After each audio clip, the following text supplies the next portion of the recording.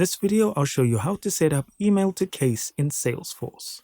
So here we are on the Salesforce home screen, and what we're going to do is go to the top right and click on the settings cog, then click on Open Advanced Setup.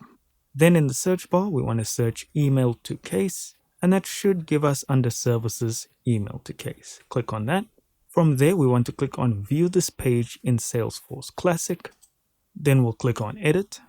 And here we will have the ability to set up email to case as we please. So just make sure that it's ticked on like mine is here.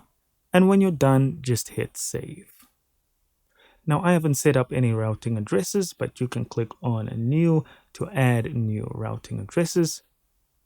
And you'll just fill out these fields here and then hit save. And that's all there is to it. Thank you so much for watching. Don't forget to hit like and subscribe, and I'll see you in the next video.